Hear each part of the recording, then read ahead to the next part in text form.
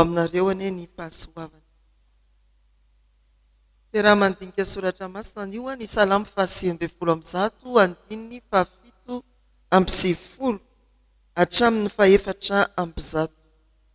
Salamo 8:7 hatramin'ny 4:100. Aokaritsangana sika dia idera sy anome voninahitra ny Tompo. Ony mpanao salamo, endre ny fitiavako ny lalanao, fisaintsainako mandrakarivo izany. Ny didinao mampahendry ahy mihoatra noho ny fahavalo, satria ato amiko mandrakizay ireny. Endrinao ny mpampianatra rehetra aho, satria ny teny vavolombelonao no fisaintsainako. Endrinao ny antom-panahy aho, satria ny didinao no tandremako. Efa narovako ny tongotro tsy ho amin'ny lalan-dratsy, mba hitandremako ny teninao. Tsy mba miala amin'ny fitsipika aho, fa ianao no mampianatra. Endreny amin'ny teninao raha andramako, mihoatra noho ny tantely ato ambavako azy. Didinao no nahazoko fahalalana, izany no ankalako ny lalapitaka rehetra. Amen. Isaoranay ianao Andriamanitro fa afaka mamaly izany antso amin'ny fiderananao izany izahay raha tonga eto amin'ity toerana ity.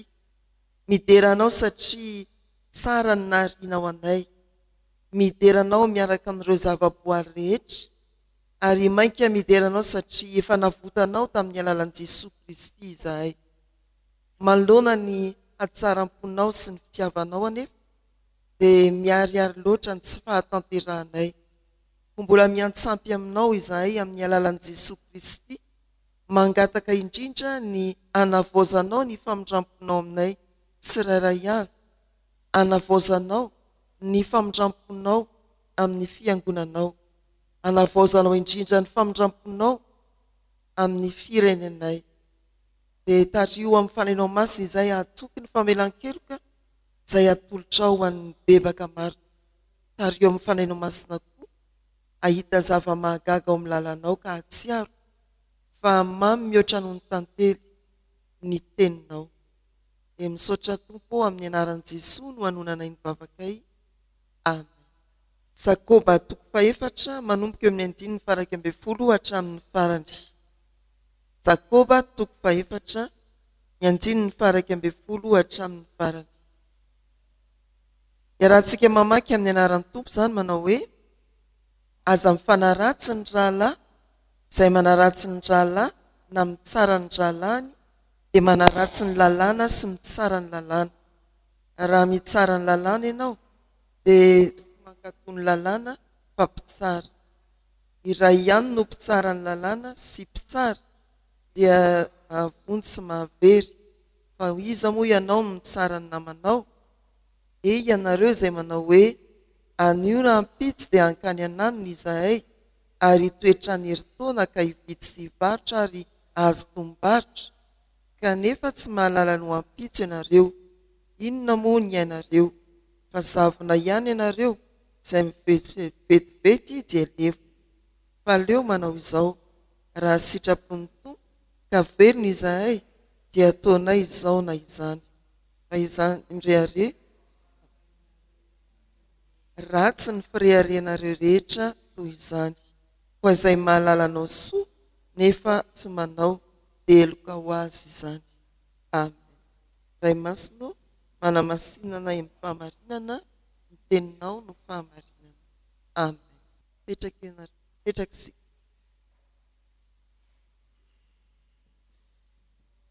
Epistily nosoratan'i Jakoba.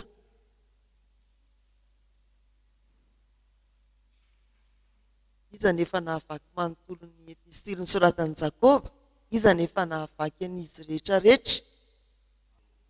Amin'ny ampahany ahoana kosa ve dia izay toko 5 kely ireo ve dia tsy mba ho voavakintsika e? Namaky efa notaniana izany hoe iza ny mahatadidy, tsy izay fa iza ny efa namaky ny boky ny Jakoba.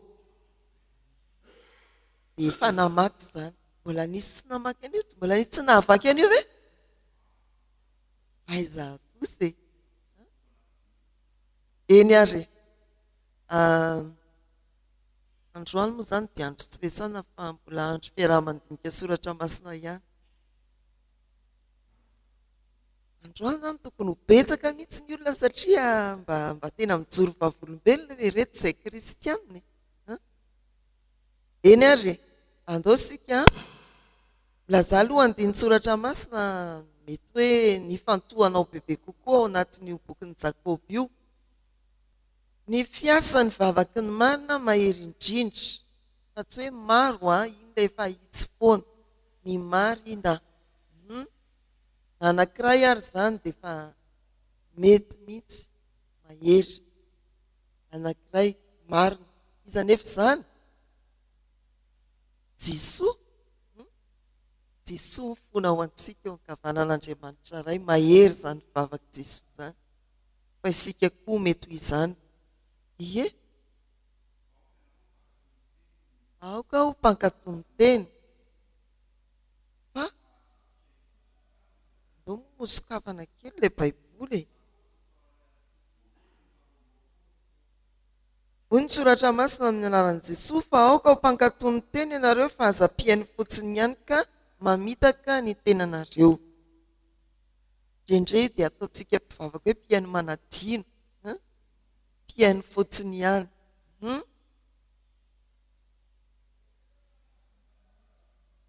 Maty ny finoana raha tsy misy asa. Aizy io 2:17.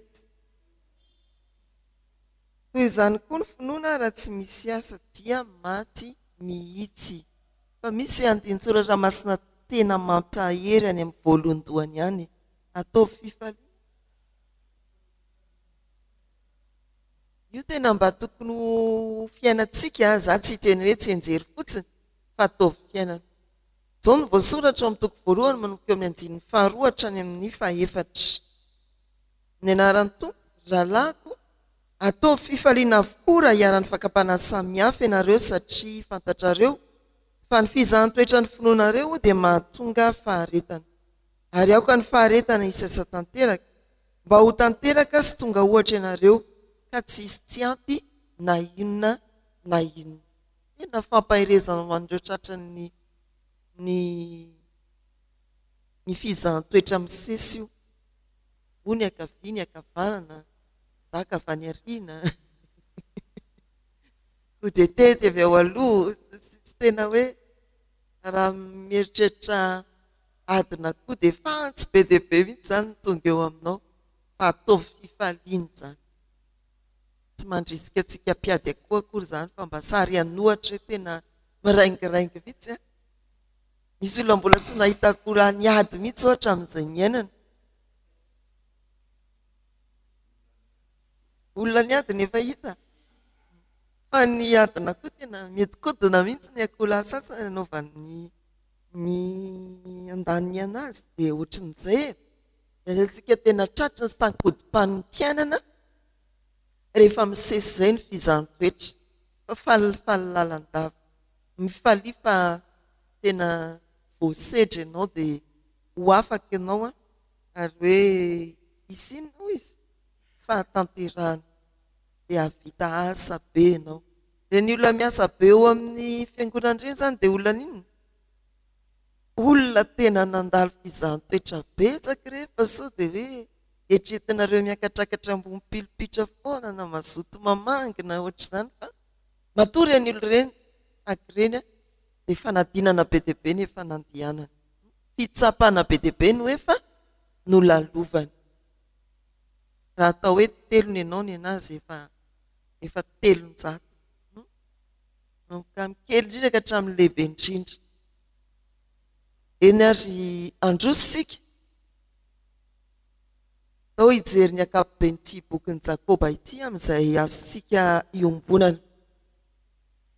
Efa nandalo teo amintsika izany bokin'ny Jakoba izany raha ny fanoratana azy ny atolotry ny mpandinika dia manomboka amin'ny taona 50 hatrany amin'ny 20. Fa dia napetraka eo ny hoe manodidina ny taona 80 talohan'i Kristy no nanoratana ny epistily nosoratan'i Jakoba. Izy zany dia anisan'ireo epistily voalohany nosoratana. Iza moa no tena voalohany indrindra araka ny mpandiny. Bokyn'iza ny boky voasoratra voalohany amin'ny testameta vaovao? Marika amin'ny ahoana e? Ny taona nanoratana izany.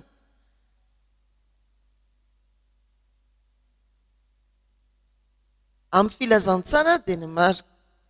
Fa amin'ny testameta vaovao dia ny epistily nosoratana ho an'ny Tesaloniana no voasoratra voalohany. Amin'ireo boky firy ao anatin'ny testameta vaovao? Firy? 7 testameta vaovao mizara 2 raha ny kapobeny dia ny filazantsara misy 4 ary ny epistily ataontsika hoe manomboka ny asan'ny apôstôly ka hatrany apokalipsy dia 13 amin'ireo nosoratan'ny Paoly apôstôly. Dia izy zany no isan'ny voasoratra voalohany indrindra. Manahoana ary ny mpanoratra? Aza atao hoe salama tsara izy. Iza no nanoratra? Jakoba no nanoratra. Inona ny hevitry ny anarana hoe Jakoba?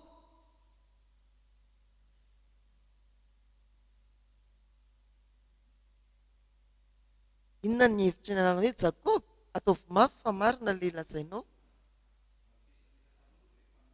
Ilay mpamingana, ilay mpiazona vodi-tongotra.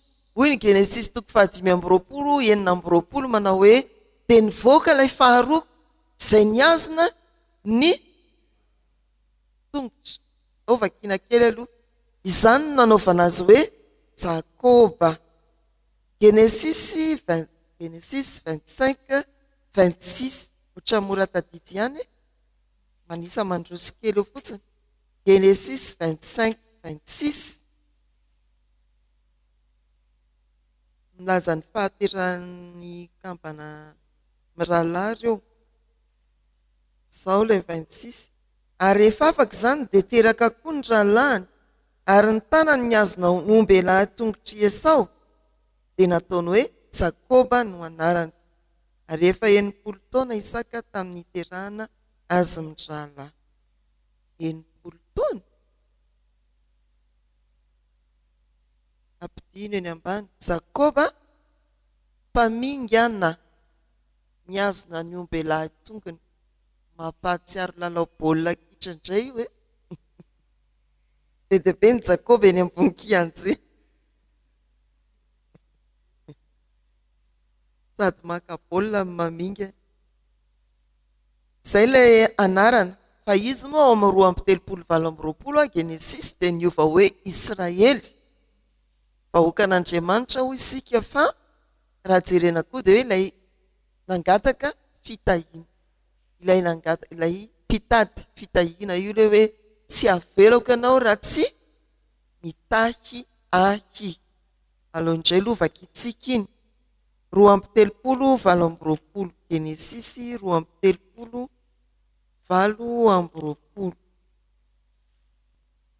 Ahoana tsara? Ahoana tsara? Ahoana tsara vaky tsara aloha e.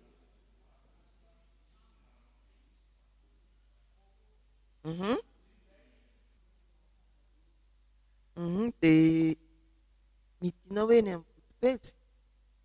Mpitolona amin'Andriamanitra.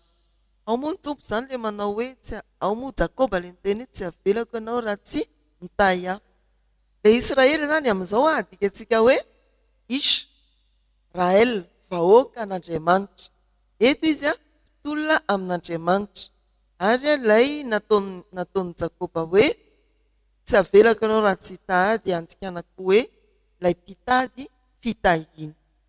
Sady vahoaka an'Andriamanitra no mpitolona amin'Andriamanitra no mpitady fitahiana. Ireo zany azontsika andraisana ny hevitry ny Israely. Izay anaran'ny Jakoba taty aoriana. Jakoba any amin'ny testameta taloha ilay razamben'ny 70 zany. Fa ny anarana moa tany boanjo toy ny ahitantsika hoe Jesoa any amin'ny testameta taloha no ahitantsika koa hoe Jesoa any amin'ny testameta vaovao. Jakoba ataon'ny epistily nanoratra ny epistily araka ny fanolorana ny boky epistily nysoratan'ny Jakoba dia ambara fa rahalahiny Jesoa nataoko anaty farankososana le hoe araka ny nofo. Ny mpandinika dia mizara amin'ny filazany. Misy milaza hoe izy io dia zanaky ny raitapo tamin'ny Josefa fa notaizainy Josefa sy Maria.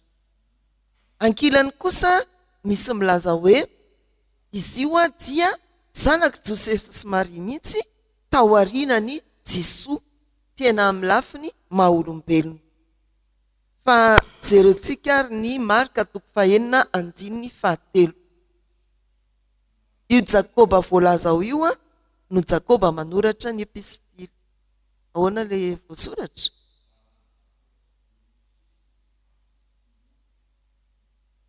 Tsy tiva ny rahalahiny Jakoba, Josesy, Jodasy, Simona.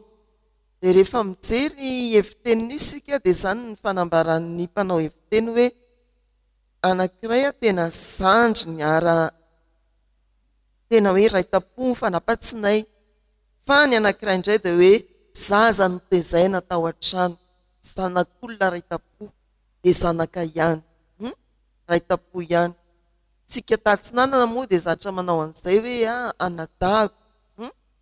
anadahako nefa zanak'olo mirahalahy amiko, kibontsiombo izy ny sasany indray dia mifampitondra ohatry ny raitapo foana. Ary rehefa niara-ny tezaina tao an-trano moa indrindraindrindra dia raitapo. Mijanona eo zany iny tsy ataontsika manimba ny finoana zany fa alalantsika fotsiny hoe raha ao misoratra masina na fihavanana akaiky na hoe nateraka taty aoriana avelao iny hoany. Fa ao misoratra masina dia olona ny iray trano tamin'i Jesoa, tena iraitapo amin'ny Jesoa i Jakoba, atao hoe niara-ny tezaina na nateraka mihitsy. Zay ny ilazana hoe raitapo izy. Ao amin'izao toko 7:5 dia voalaza fa tsy nino an'i Jesoa ny raitapo aminy, anisan'izany i Jakoba. Fa tonga andro ny fiangonana kosa izy ao amin'ilay fivorim-piangonana. Ny asan'ny apôstôly toko 10 rehefa nandray fiterenana dia nieviny indrindra, io ilay averimberina foana. Nieviny indrindra no nahatonga ny mpivory ho resy lahatra hoe avela ho any ilay famorana fa andao atao ampy ny famonjen'i Jesoa vita teo amin'ny hazo fijaliana. Naninona izy ny tonga tamin'izany maizy azy zany dia ny fionany manokana tamin'i Jesoa mitsangana tamin'ny maty. Voalaza ao amin'ny Korintianina 1:7 no hevery ny mpandinika fa kiondalana anankiray. Nialany Jakoba nanoratra ny epistily tamin'ny tsy finoana, nialany tamin'ny Jaona 7:5 ary nankanesany ny asan'ny apôstôly 10:13 sy ny Galatianina 2:9 raha niara-panahy. Zotra-piainan'i Jakoba zany dia notezaina niaraka tamin'i Jesoa tao atokantrano Josefa sy Maria izy. Iraitapo rahalahiny Jesoa izy, fa tsy nino an'i Jesoa, nandritra ny fahavelomany Jesoa. Rehefa nitsangana tamin'ny maty Jesoa araka ny Korintianina 1:7 dia voatsipika manokana hoe niseho tamin'ny Jakoba sy ireo rahalahy afako izy. Io Jakoba nisehon'i Jesoa io ilay Jakoba rahalahiny ary manoratra ity epistily ity. Zay le hoe nizotra mpiainany ara-panahy, niainga tao atokantrano Jesoa, niaina tamin'ny tsy finoana, nisehon'i Jesoa manokana. Rehefa nitsangana tamin'ny maty izy dia tonga andro ny fiangonana. Asan'ny apôstôly 15 sy Galatianina 2:9. Zay le Jakoba mpanoratra. Inona ny zava-misy manodidina ny epistily nosoratan'i Jakoba? Io le atao hoe contexte. Raha mamaky ny toko 1 sika dia nosoratana indrindra ho an'ny zanak'Israely tonga kristianina, zany hoe ireo 10,000 tonga kristianina nielipatrana naneran-tany ity epistily ity. Ny antony raha miteny isika hoe ovino ny soratana manodidina ny taona 80 dia tena nahavaivay ny fanenjehana. Mahatonga ny epistily misokatra amin'ny hoe atao fifaliana avokoa raha hiara ny fakapana samihafa ianareo ho fizantoetra ny finoanareo.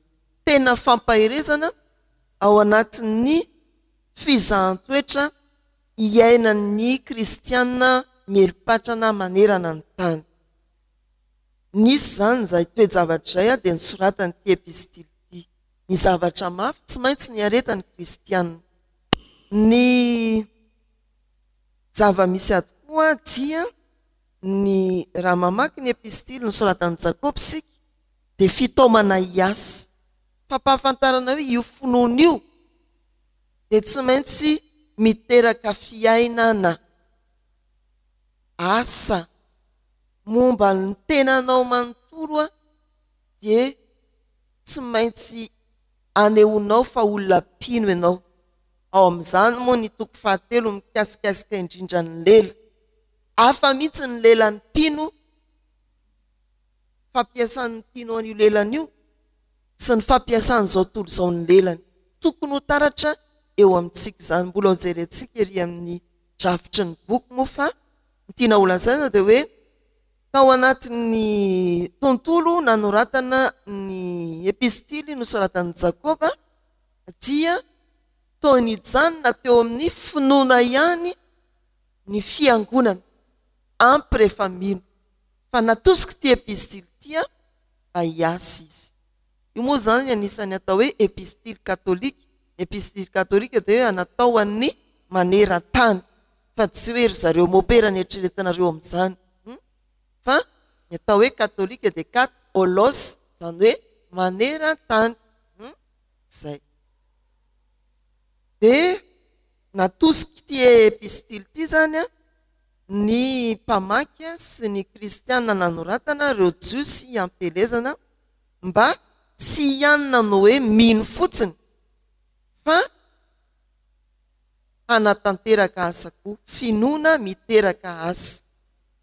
Raha ny filazan'ny mpandinika dia hoe ity, izay koa moa ilay hoe epistily katolika ve, ity no ny faharan'ny katolika kokoa satria ny avantsika katolika dia manao zava-dehibe izany atao hoe asa izany. Ny antsika dia ny romanina no fikirantsika satria manao zava-dehibe ny finoana isika. Fa raha tena fiainam-piangonana izany dia sady romanina no Jakoba.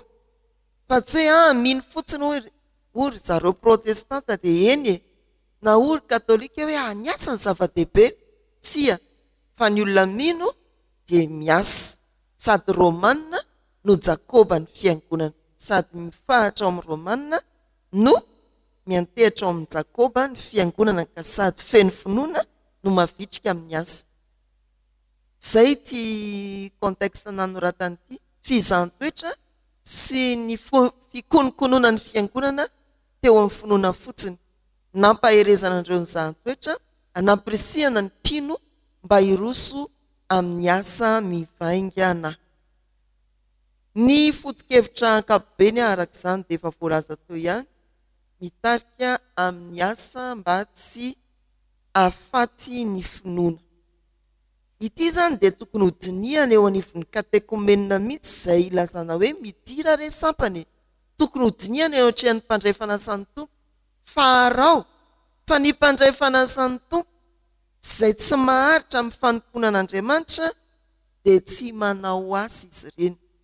Tsy miteny hoe tsy miditra sampana fa tsy mirara izay ity misy asa, ndao hitsangatsangana izay tsy andeha, ndao hanao an'izao izay tsy andeha. Dia maninona izy? Mora miendaka izy amin'ny fiangonana. Dia izay mihitsy hoe io asa io dia mitahirina mitaizan'ny finoana. Arakaraka ny asanao koa no mampitombo ny finoanao. Io dia ampaherezana mihitsy ny fiangonana, indrindra amin'ny asan'ny komity io. Io ilay matetika mainga amin'ny ohatra. Fa arakaraka ny asantsika fiangonana ao anatin'ireny, asa manokan'ireny mampitombo ny finoantsika. Ohatra hoe niezaka lakozia, niainga tamin'ny oatra ny isika fa tonga tamin'ny oatra idona koa zany teny zany niainga tamin'ny oatra tsy misy fa tonga tamin'ny ny oatra. Raha nikendritsika hoe 15 millions ariary ny avitanan'io dia lasa nahatratra 17 millions ariary tamin'ny fandraisan'olona teo ary mbola nisy hoe nanahoana ilay lakozia miaraka amin'ny vola ao. Efa vita ho ary nanahoana le sakafo fanaovam-beloa efa vita koa izy tsy nampirina an'ilay vola fa zao raha mety ianao dia alao ty hoentintsika any amin'ny centre médical zay anaovana azy pastera fa efa nafoinay io azonareo ve zany le asan'Andriamanitra. Tiako lazana hoe io asan'ny komite dia miainga aotra fa tonga mihoatra foana dia mahereza. Ohatran'izany koa ny sakafo président synodaly dia mihoatra. Misy moa ny sasany hoe ao fa zay tsy ampy ampianay tady io fa mihoatra foana io dia rehefa avy eo tsy ampy zany efa nihoatra dia tsy manao tsony ve zany ianao fa manatanteraka foana sika arak'izay tratratsika. Fa tsara koa ny hoe rehefa sendra ny tsy ampy dia efa misy akalana hiaran'ny famaky foana io zany sady manao ezaka amin'ny asa sasany dia misy olona manao an'izay. Ndao ary sika zay ilay hoe ny foto-kevitra zany dia hoe manosika amin'ny asa ny epistily mampahery amin'ny fizahan-toetra, mampirisika koa amin'ny fifehezan-tena. Dia nilazaina tamintsika hoe fehezon'ny lela raha kristianina ihany ianao. Ny andininy fototra efa nilazaina namantsika tao dia ilay hoe toy izany koa ny finoana raha tsy misy asa dia maty mihitsy. Manandanja ilay vombolana hoe mihitsy fa indraindray tapahantsika ny hoe toy izany koa ny finoana raha tsy misy asa dia maty. Fa tena maty misy edimbarotra zany maty na maty dia velona fa maty mihitsy isy fanantenana ntsony.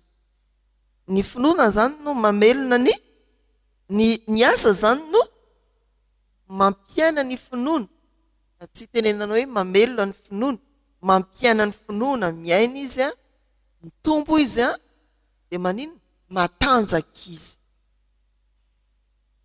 Drafitry ny boky dia napetraka amin'ireo fizarana 5 ireo. Rehefa mitensika hoe drafitry ny boky dia tsarovy mandrakariva fa mety ahita drafitra hafa koa isika fa ireto 5 reto natolotra antsika tamin'izao anio izao. Ny finoana sy ny fitsapana, toko 1:1 hatramin'ny 9:10. Ny finoana sy ny fankatoavana ao anatin'io ilay hoe aoka ho mpankatoa ny teny, toko 1:20 hatramin'ny 2:26. Ny finoana sy ny lela tena toko manokana mihitsy navahan'i Jakoba ny fitaizana ny mpino amin'ny fampiasana ny lela raiteny. Hoariny ao no hoe ohatran'ny soavaly io sarotra filahana fa mangataka sika hoe mba ho isan'izay mahafolaka ny lelako. Raha ohatra zany tena mpino ny epistiliny Jakoba dia aseho fa tsy olona mpitatasika ianao mpisitona lakolosy ianao folay tsara ny lela. Tadidiko tsara tamin'izay mbola mpiomana ho mpitandrina voatendry ho tompony andraikitra Galia mbola tsy teraka mengaly tamin'izany. Dia anisany voatsipika ho toetra ny taony hoe olona mahatambavy. Olona mahatambavy. Nandikan'izany aminareo vazaha.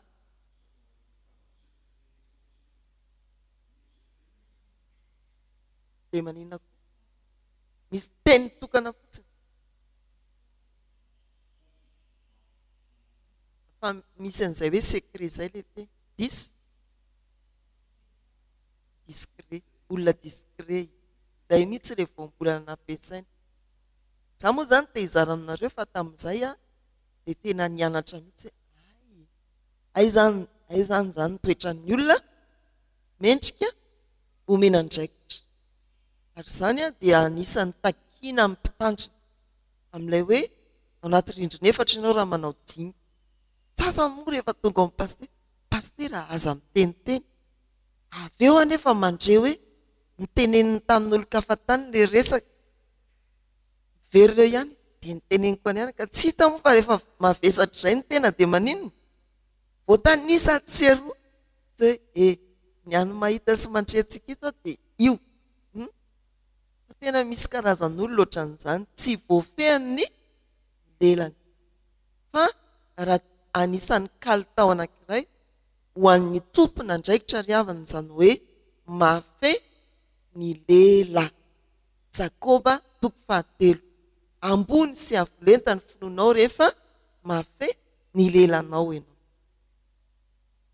Izany anisan'izany zany mpitabataba an-dakilasy nareo mpianatra ireo. Fa misy koa olona tsy mahay raha tsy mampitabataba ny eo akaiky ny teny eo akaiky ny tavela izy lasa. Ane? Sa ahoana nga professeur? Misy mpianatra tena raha tsy manao an'izay izy tsy azo ny leson'iny. Ao amin'ny toriteny azy zany dia sa ahoana misy mpampianatra anankiroa ato fa tena misy toetra anankizy ohatr'izany dia ianao ampitabatabany izy lasa tao amin'ny fitaovana eo fotsiny ianao azahoan'ny lesona. Eny ary ao amin'ny 7 iny 7 manontolo zany ho an'ny Jakoba dia fitaizanantsika afeny lela ny finoana sy ny ady anatiny. Rehefa ao amin'ny 7 dia mahita hoe ory zareo fa maninonareo miady ohatran'io e zay ny fanomboan'ny 7 dia tonga any amin'ity anjara mofinainantsika ity izay mbola hojerentsika moa rehefa avy eo. 7 manontolo indray dia fandrindrana ny disadisa mitranga ao anatin'ny mpianakavy ny finoana. Misy mifamony ireo, misy mifandringana ireo, misy mifamingana ireo, misy mifampitsara ireo. Ny 5 manontolo dia finoana sy fanentanana ho amin'ny vavaka. Moa zany misy hoe fitsarana fa mamakisika dia hitantsika mitsirika kely eo ny momba ny fitsaran'Andriamanitra. Le hoe ho avy tahaka ny ranonorana, tahaka ny mpamboly miandry ny ranonorana dia manantena ny vokatra amin'ny fararano. Ohatran'izay ny fiandrasantsika ny fitsaran'Andriamanitra ny fiavian'ny tompo hitsara. Ireo ny drafitry ny boky momba n'ity anjara mofinainantsika ity dia inona no azo ambara. Arak'izany dia ao anatin'ny 7 milaza ny fandaminana na fandrindrana ny fiarahamon'ny mpino ny anjara mofinainantsika eto manomboka amin'ny hoe aza mitsara ny rahalanao. Fa iza moa ianao no mitsara ny rahalanao? Mankany amin'ny hoe aza mirehare dia apetrao amin'Andriamanitra ny fikasanao rehetra ary mifarana amin'ny hoe izay malala anao soa nefa tsy manao dia hota ho azy zany. Izay ilay 7 andininy 12 hatramin'ny 17. Ireo misy voambolana anankitelo izay alefako somary aingaikaingana fa efa mifito sy fahefana izao. Ny hoe krino dia ilay hoe mitsara eo amin'ny andininy 12. Io dia ilay fiainan'ny fiarahamonina mifampitsikera eo ambany eo moa zany ny teny frantsay sy ny teny anglisy.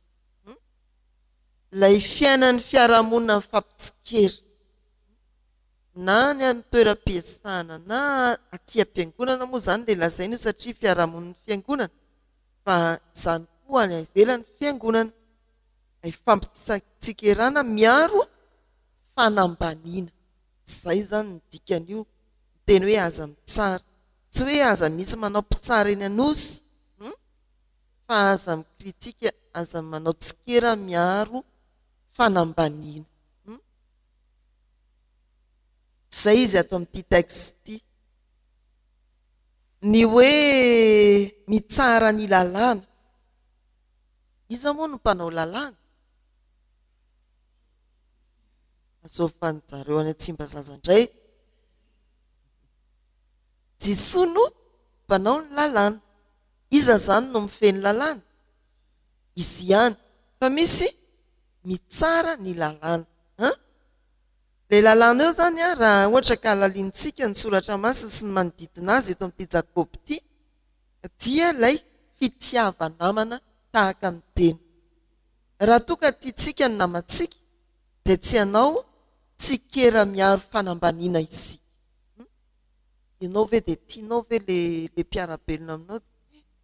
Jereo ny kiraro, ny akoho ty volo. Izay le tsikera miaro fanambaniana. Na hoe ny zavatra ataony dia ahitanao tsikera dia ilazanao hoe tsy mahay izy nataka izany nataka izany. Aza manao an'izany hoy izy fa miala amin'ilay didy fitiavanamana sika. Ny voambolana fahatelo dia ilay hoe mireare, kokaomay. Ohatran'ny taipiraka visa atadiavana azy. Kokaomay ny teny grika, raha ny dikany dia ny hoe mireare ary mifantoka amin'ny tena. Ohatrany tsy misy afa-tsy izy eto ambonin'ny tany, tsy misy oatra azy eto ambonin'ny tany. Arak'izany dia mametraka an'Andriamanitra any an-tsisiny ihany izy fa izy no ivon'ny fiainany, izy no ivon'ny tenany, izy no Andriamanina. Izy ihany no manam-pahefana amin'ny tenany ka tonga ny hoe izay tiako ihany. Olona mifantoka amin'ny tenany, mitodika amin'ny tenany ary tsy manana fanetretena, manilika an'Andriamanitra. Indreto ary ny heviteny azo tsoahana avy amin'ny anjara mofinainantsika. Miainga amin'ireo teny fototra aloha dia misy ampahany kely amin'ny 4 sy ny 5 nalaina amin'ireo andininy 4:10 sy 7:10. Raha miteny ny soratra masina eo amin'ny andininy 1:10 hoe aza mitsara, izany hoe sady manao fanamariana miiba miaro fanaovana tsinitsinina, dia mitaonantsika hoe tsy anjarantsika re zany anameloka na anaratsy ny rahalantsika, fa Andriamanitra iray nametraka ny lalàna sy ny didy ihany no manam-pahefana hitsara ka hampiatra ny lalàna. Izy ihany no manome nôty. Raha toa ka hitantsika ny tsy fahombiazany namantsika, inona ny tokony atao? Ampaherezy izy dia ahitsio izy. Ilay hoe mandihana mangingina ny aminy. Ampaherezy izy, ahitsio izy. Fa tsy nety le vaky teny. Akoho zao le vaky teny, tsy aleo tsy manao. Le ohatranay ihany. Ampaherezy izy. Misaotra tamin'ny fijoroana fa le solomasonao nga tsy dia nety loatra. Tany jirona ninona. Ohatra nisy zavatra nilatsaka teo amin'ny Baiboly dia mba fa aika izay ny anton'ilay izy. Ampaherezy izy, ahitsio izy. Ny faharoa dia ny hoe aza manitsakitsaka n'ilay didim-pitiavana re. Ny olona manao tsikera miampy fampaherezana sy fanitsiana dia olona feno fitiavana izany. Fa raha mijanona amin'ny hoe tsikera miiba miaro fanivaivana fanambaniana dia fanitsakitsana ny didim-pitiavana izany. Ny ao am-pony ao tsy fitiavana. Fa raha toy izy ka mitsikera manome fampaherezana sy manitsy dia inona ny ao am-pony? Fitiavana izany. Izay izany le aza hitsakitsana ny didim-pitiavana. Dia ento am-bavaka le olona hitanao fanamariana miiba fa anisan'ny fitiavana azy koa izany. Rehefa tsy vitanao le hiteny dia eto am-bavaka izy. Dia Jesoa ampio izy fa tena tsy tafavoakany mihitsy le asa atao amin'ny birao ato. Izany efa tsy samy teny aminy. Jesoa ampio izy. Ny fahatelo ilay hoe mireare. Ilay hoe aza manao ny tenanao ho zavatra. Ka hoe izay kasaiko dia io tsy maintsy vita. Andeha ho any ananiny izay dia hividy sy hivarotra mandritra ny herintaona. Aza manao an'izany hoy ny epistily nosoratan'i Jakobo. Ataovy hoe raha sitrapon'Andriamanitra. Tsy milaza akory zany hoe tsy mila manana drafitra ianao amin'ny fiainanao, na hoe tsy mila mametraka fikasana ianao, na plan mazava amin'ny fiainanao hoe ohatra hoe planina 5 taona zany moa no malaza, indraindray planina 4 taona ary ho antsika fiangonana, afaka 4 taona dia tonga dekona ohatra. Ahoana zany lalako makeo? Jesoa apetraka aminao zany raha sitraponao. Amin'ity taona ity zao ny ataoko, amin'ity taona ity zao ny ataoko. Fa raha manana an'izany anie ny olona tsirairay dia mandroso izy sy ny manodidina azy. Fa tsika indraindray dia mivoaka sy miditra amin'ny varavarana fotsiny, mivoaka sy miditra amin'ny valo mirava amin'ny efatra, mivoaka sy miditra. Fa inona ity miditra amin'ny valo sy mirava amin'ny efatra ity? Ho tonga izy ianao rehefa mifarana ny taona, dia inona mahatonga ny maro iteny hoe tsisy dika mihitsy ilay taona ohatra ny tsitsy izay vita, satria nanina izy tsy nanana plan izy. Raha sitrapon'Andriamanitra mandritra ny herintaona dia izao no ataonay, ilay hividy sy hivarotra tsara zany, fa apetrao amin'Andriamanitra raha sitrapony. Dia fianarana mihitsy izay taridalana ataon'ny Jakoba izay hoe manana drafitra ianao, tsara zany, fa apetrao no hoe raha sitrapon'Andriamanitra. Dia tanterahana ilay drafitra. Ny drafitra tsy midika hoe sosamora, fa mety hisy tsy fahombiazana ary ao amin'io drafitra ny fiainanao io. Amin'ny afaka 4 taona zao ny mpianatra eny amin'ny université dia izao nefa eny antenatena eny mety tavela kely herintaona ianao, fa tsy ianao zany fa manao ohatra fotsiny tavela kely herintaona ianao, dia iny ao anatin'ilay drafitrao. Zay zany le hoe raha sitrapon'Andriamanitra. Rehefa ela ny ela dia hitanao ihany ny dikan'iny, fa eo ianao mety voakapoka mafy, fa atao fifaliana raha zahantoetritsika fa hisy asa tanteraka ao. Zay tsy manakana ny hoe hisian'ny drafi-piainana, fa mitaona antsika kosa ametraka izany drafitra ny fiainana izany eo ampelatanan'Andriamanitra amin'ny filazana hoe raha sitrapon'Andriamanitra. Ny sasany na dia ny afaka adindray ary mbola tsy hitan'izay programany, ny tsika moa zao afaka adindray dia andray vahiny. Izay zao ny programa raha sitrapon'Andriamanitra. Dia mila manana an'izany sika. Dia hitanao mihitsy hoe sarobidy ka ity Jakoba, toko toko 4 fa 7 sy ny manaraka ity ilay hoe raha sitrapon'Andriamanitra. Dia mba ho tanteraka ny drafitra sanay. Ny 4 dia ny anaketsika fa toy ny zavona. Efa nahita zavona daholo sika indrindra amin'izao ririnina izao. Maninona ny zavona? Amin'ny 7-9 eo izy dia efa maninona? Melevona. Sondra lazainareo fa rahona io. Hafa ny rahona, hafa ny zavona. Ny zavona dia rehefa tonga ny fahazavana dia miala teo izy. Vetivety ihany. Araroty ny andro azano vatsofa mandalo izao fiainana izao. Vetivety io na 90 taona na 100 taona. Vetivety zany. Tena rehefa mitodika ny lasa ny rendray aman-dreny be efa miteky ny 100 taona ireny dia ohatry 100 taona sahady kay latsaka, 100 taona latsaka daholo moa tsika ireo. Efa 100 taona latsaka nefa niodikodina teny ny taona. Vetivety. Ohatrany tsy hitako izay vita. Verina indray ilay tsy hitako izay vita. Satria naninona? Tsy nanana plan. Tsy nanana plan.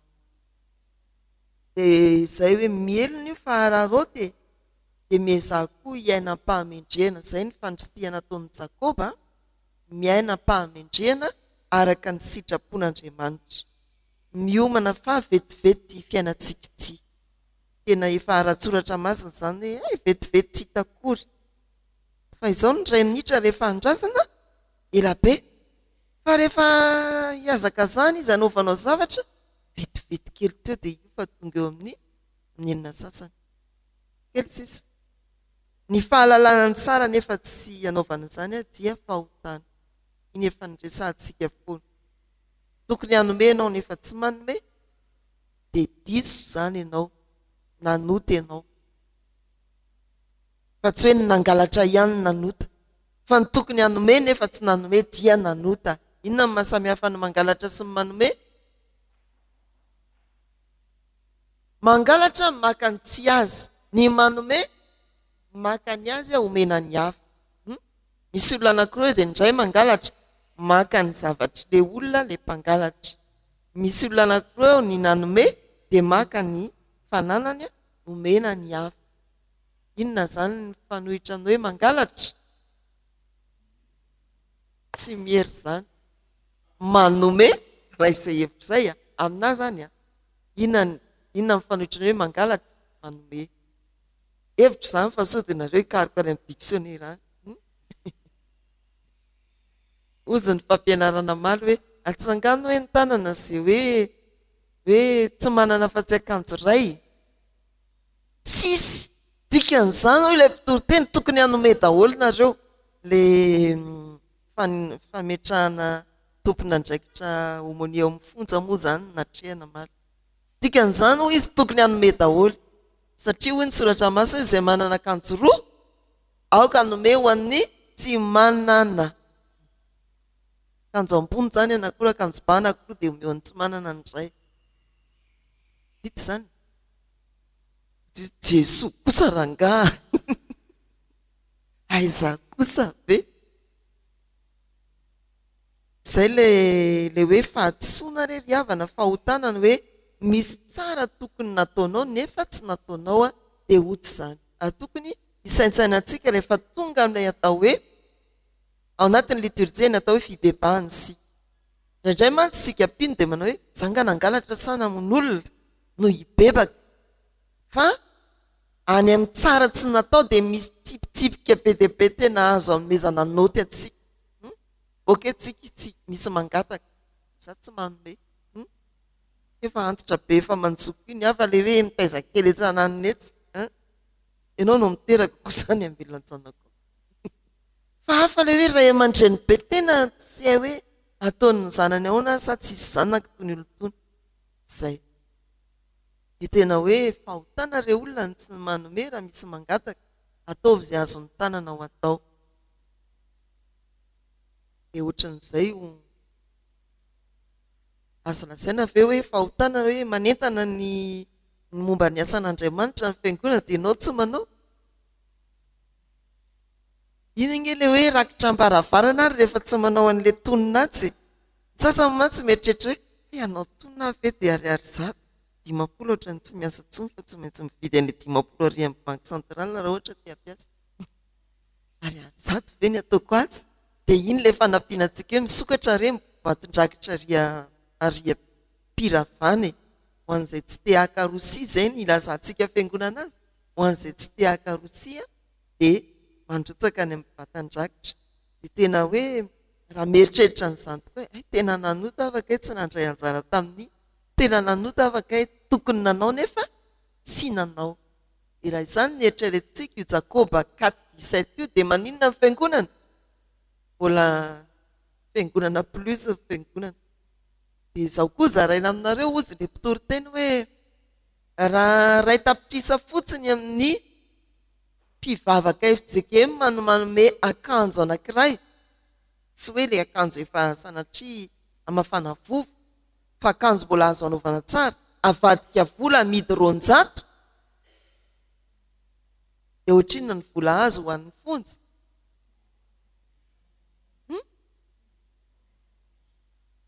200 tapitrisa. Izany anie ilay izy dia miratra amin'ny masom-panahintsika. Azonareo ve?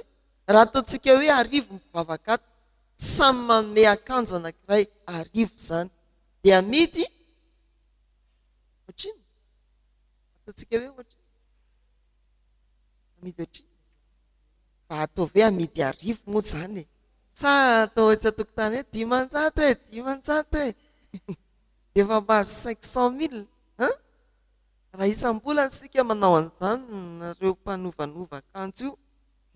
armoire io efa zay dia tena hoe tsy million zany fa milliard injana be koa ny retoteny atovy amin'ny eo akaikina hoe million dia konjokonjo ozy izy rehefa hoe million fa rehefa hoe milliard dia mitsikitsika dia mba hoeritsika mamiliardera zany tsy efa mody zany le izy satria maninona adinony Jakoba 4:17 izay mabango zavatra be dia be zay ry havana ny fotoanantsika hivavaka isika dia misaotra anao zay Andriamanitra noho ny are-pahasoavana avy amin'ny teninao mamy teo am-bavanay tokoa izany ary mankasitraka amin'ny asanao anatinay amin'ny alalan'ny fanahy masina aizany mitahiry izay nambaranao ary miaina sy mampiatra izany koa amin'ny fiainanay dia makivaky tontolo andro izahay indreo efa narosinay teo anatrianao ny fandaharam-potoananay tsirairay avy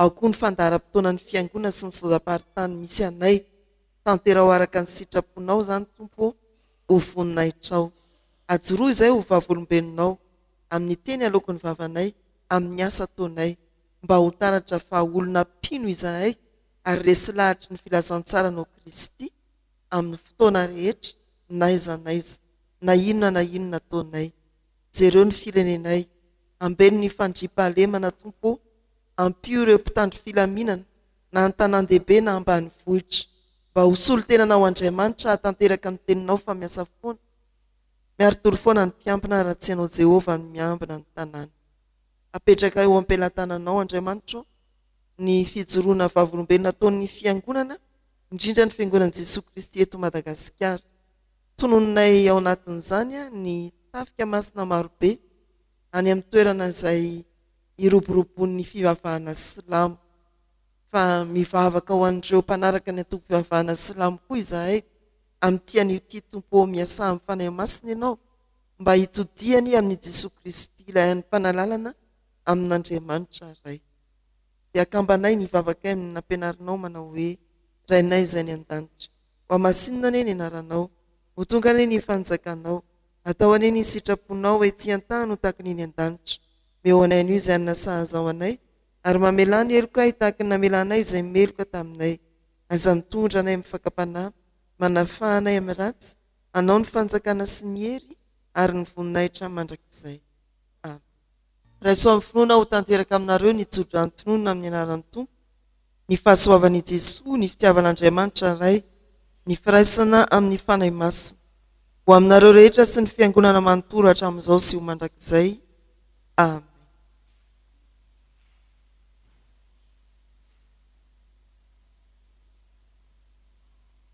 Ho an'Andriamanitra irery ihany ny voninahitra amin'ny anaran'ny Ray sy ny Zanaka ary ny fanahy masina. Amen.